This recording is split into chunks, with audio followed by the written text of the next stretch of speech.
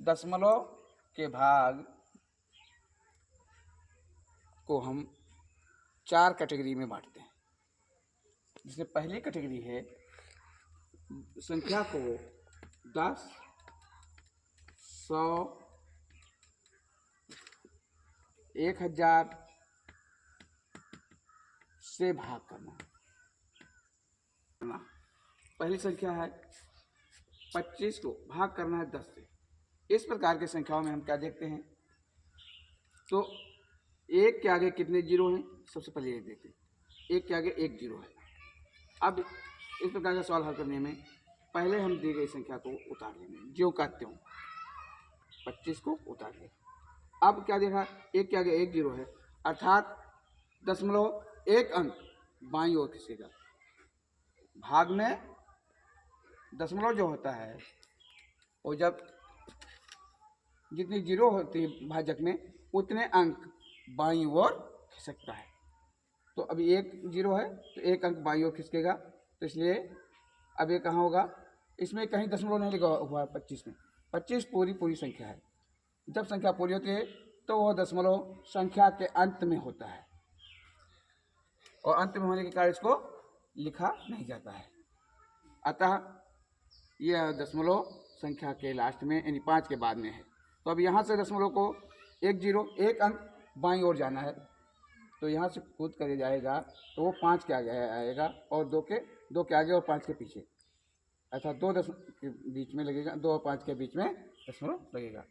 इस प्रकार से 25 को यदि हम 10 से भाग करें तो दशमलव में इसका मान आएगा 2.5। तो भाग का ये नियम है, जब किसी संख्या में 10, 100, 1000 जैसे संख्याओं से भाग देते हैं तो एक के आगे जितने जीरो होते हैं दशमलव उतने स्थान अपने मूल स्थान से बाईं ओर संख्या में खिसकता है। अब जैसे उदाहरण है दूसरा, 2.5 को भाग देना है 100 से। तो सबसे पहले हम दी गई संख्या को बिना दशमलव के जो कहते हैं लिख लेंगे। तो ये हुआ 25। अब हम देखते हैं दशमलव कहाँ था, दशमलव 2 के पास था, और भाग देना है 100 से। 100 में कितने जीरो हैं, 2 जीरो, अर्थात अब ये दशमलव हमारा अपने मूल स्थान से 2 अंक पीछे गया। तो दशमलव के पीछे जब जाएगा तो एक अंक तो 2 लिखा हुआ है, फिर एक अंक कम पड़ रहा है, तो इसलिए क्या करेंगे, वहाँ हम जीरो बढ़ाकर उस अंक की कमी को पूरा कर लें। अब ये हमारा दशमलव आया, और दशमलव के पहले जीरो लगा लेते हैं ताकि देखने में सुंदर रहे। यदि नहीं लगाएंगे तो भी मान हमारा वही रहेगा। अब इसी प्रकार से अगला उदाहरण है, 0.27 को भाग देना है 1000 से। तो पहली संख्या को हम बिना दशमलव के ज्यों के त्यों लिख लेते हैं। लिख लिया 27। अब हम देखते हैं दशमलव कहाँ है, तो दशमलव 2 के पहले है, और भाजक जो है 1000, इसमें कितने जीरो हैं, 3 जीरो, अर्थात अब यह दशमलव अपने मूल स्थान से 3 स्थान और पीछे हटेगा, यानी बाईं ओर जाएगा, और इसमें कोई अंक नहीं है।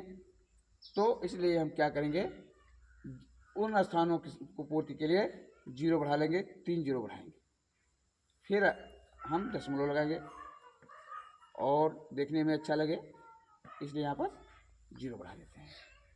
इस प्रकार से 0.27 को जब 1000 से भाग करते हैं तो मान आता है, उत्तर आता है 0.00027। इस प्रकार से हम 10, 100, 1000 प्रकार की संख्याओं से भाग आसानी से कर सकते हैं।